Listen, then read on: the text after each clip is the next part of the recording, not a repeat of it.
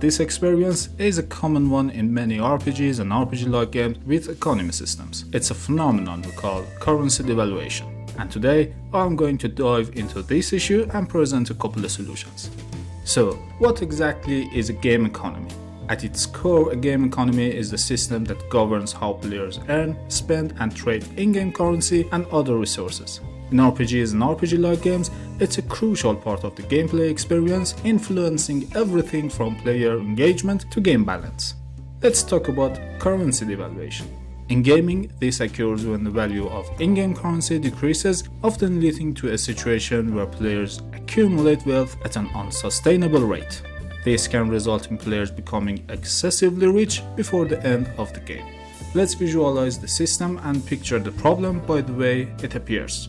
It's all about resources, which can be exchanged for other resources. So there is income, the way you earn resource, and outcome, the way you spend it. The main resource of the system is money. Other resources are all other type of items like armors, weapons, craft materials, consumables, junk items, etc. For better understanding the issue, let's categorize the ways of income and outcome into different categories. For outcome, you can spend your currency to buy quests. It can be a quest item that you can buy from the shop that unlocks new side quests, or buying a property that gives you a couple of quests in reward. Next, you can spend your resources in upgrade system, whatever it's a camp upgrade or other things like weapons or vehicles. Also, you can spend your hard-earned money for customization. Customizing outfits, weapons, vehicles, or anything you can think of are in this category. And finally, you can buy items from the shop. Now, to categorize income, you can earn these resources by doing main and side quests, contracts, and other narrative activities in the game. Honest work and honest pay. So far so good. You can steal it. Not very moral option, but it's a way. You can loot dead enemy bodies and also every lootable object in the game like chests and cabinets. You can find it by just exploring the world or treasure hunting. And you can sell items. In another word, you can exchange other items as resources to get money as the main resource and use that money to earn other resources. That means buying items meant to be an outcome for spending our money, but it turns to be another vast income. But it isn't the problem yet. The problem is, at the beginning of the game, you have nothing but basic items and empty pocket. But you want to get better items as soon as possible, to have better experience of the gameplay, or just you want to have a good look by customizing your gears or outfits. And the things you need seem too expensive at first. So you engage all other income ways to get more money, and it's like printing money and inject it to the system. In addition, by the time you go through the game, you will find more money. You will be better rewarded by the quests and contracts, and you'll find better items that will be more beneficial when you sell them. The more you make benefit of the system, it gets easier to make even more benefits, because it's a positive feedback loop. So, the chart of your wealth will be something like this. You have more money than you're supposed to have.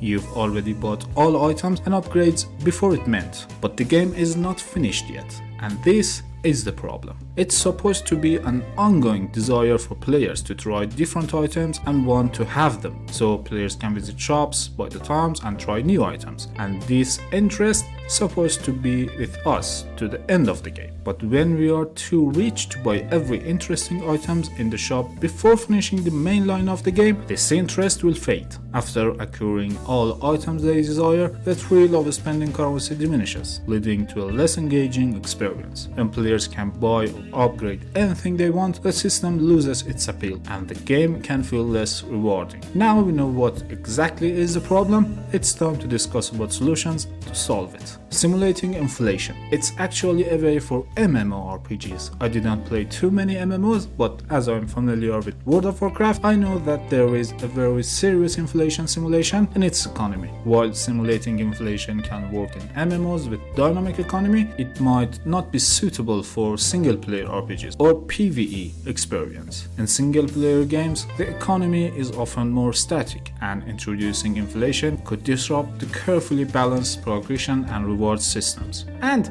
it will piss the players off. Item leveling.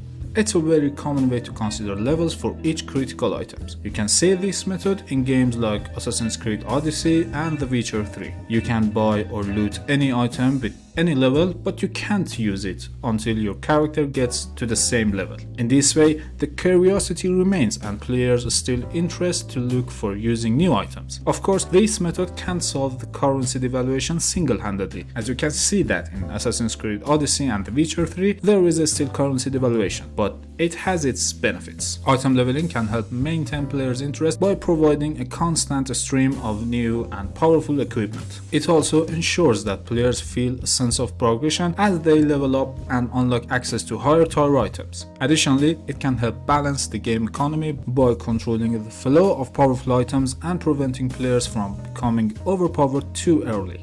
Item durability. One other useful solution is to set durability for items. In The Witcher 3, armors and weapons will be broken by using them and their stats will decrease, and they need to get repaired by repair kits. Or in Zelda Breath of the Wild, weapons will be destroyed by using them and you must equip another weapon. Item durability adds an extra layer of strategy to combat encounters. Players must carefully consider which weapons to use and when to conserve their durability. This can lead to more dynamic and engaging fights, as players are forced to adapt to different situations and enemy types. In addition, it encourages players to try different items and looking for new items all the time. Different price for buying and selling. Another way to help solving the issue is to set different prices for buying an item or selling it. It's also a common way for economy systems in-game. As you can see in games like The Witcher 3, you can buy an armor for 200 crowns, and if you want to sell it at the same moment and to the same merchant, you will get 60 crowns. It's a double-edged blade. Of course, it helps to kind of control over players' income and outcome and makes a balance on players' wallet, but if you don't care about the amount of difference, it will piss the players off. Again, it can't solve the whole issue, but you can consider it as a good helper. Different buying and selling prices can help to balance the economy by discouraging players from hoarding items and encouraging them to sell unwanted items. It can also create a sense of realism, as real-world economies often have similar dynamics. Outsourcing some side activities. There's another way that some modern RPGs use. In this type of games, there were various activities like smithing, crafting, alchemy, item enchantment, and others. In most of classic RPGs, players could do all things by themselves, but it can't be very realistic, right? So, in modern RPGs, you must outsource these activities and also spend some money to do it. It makes another outcome for your earned money and adds a scarce depth to the economy. While players must decide to spend their money to buy a specific sword from a merchant or craft a new armor by the help of a blacksmith. Also, for crafting items, you may need craft recipe and materials, so it adds another hunt for another items, which could be exploration, fighting, or puzzle challenges to find them. Outsourcing side activities can help to balance the economy by creating a demand for specific resources and services. It can also add depth to the game world by introducing new characters and the storylines associated with these activities. Additionally, it can prevent players from becoming overpowered too quickly by limiting their ability to craft powerful items. Narrative.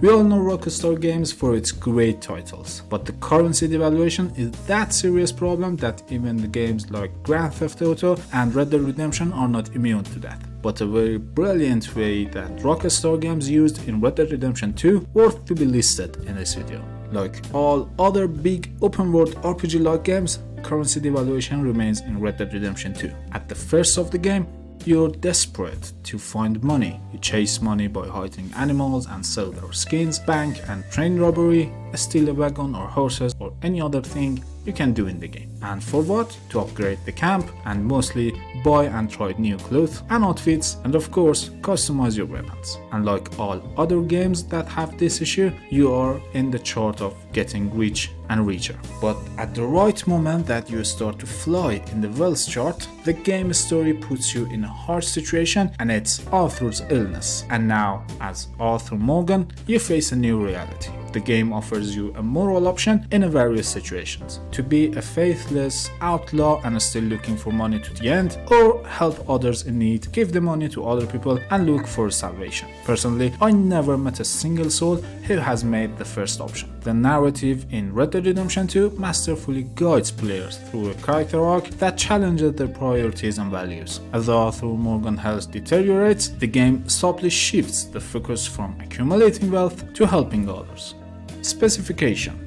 Instead of having a lot of items that players can find, buy or craft and try to make a customized set, you can have limited specified items like a set of armor, outfits or even weapons. In this way, players will get to these items by exploring the game's world, finishing game's challenges or just walking through the game's story. You can see this method in games like Red Dead Redemption 1. The majority of outfits will be unlocked by doing challenges and some of them will be accessible by time in the story. This method keeps players' interest over finding new items and try new looks, and also encourages them to interact with the world and deal with the challenges more often. In addition, implementing this system is not just safer for the game economy system, but it's cheaper too. Another example for item specification is Assassin's Creed Valhalla. In this game, all weapons and armors are specified.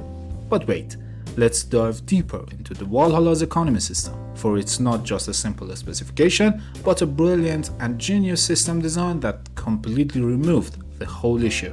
First of all, they've had divided the unified economy system to multiple subsystems. Each subsystem has specific resources and also specific income and outcome. We have our Viking camp as one of the subsystems. The outcome is upgrade the camp, but the resource you need to do so designed specially for this goal and it's camp supplies. The only income for this resource is to raid, which is a serious fighting challenge. Also, the raids have difficult levels of difficulty and it links to player's level. So you can't just take all the raids by starting the game, find all resources and finish all camp upgrades before it's supposed to be finished.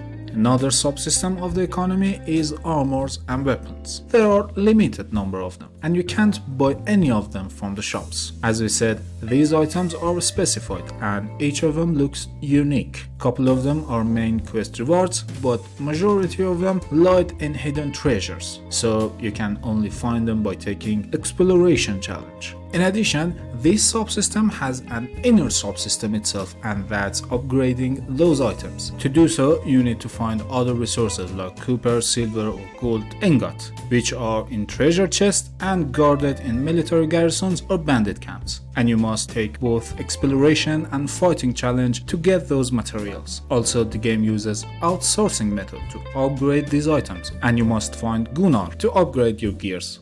And the final subsystem is the one that has shop in it and currency coins as main resource. You can find silver coins by doing quests or looting enemies or finding treasures. Also, you can loot all junk items and sell them in the shop. So these are incomes, but only thing you can buy from the shops are usable items like arrows and foods to recover health, which you don't necessarily need to buy them because they are everywhere and easily can be found. Another thing you can buy from the shop is tattoo designs or camp decorations, which are completely cosmetics. Even so, you deadly desire to have them, you'll earn enough money by organic ways, and you don't need to loot every dead enemy body to find them. With these three subsystems, Ubisoft system designers completely avoid an already solved currency devaluation. If you enjoyed this video, please consider checking out my other content. I'd be grateful if you subscribe to my channel.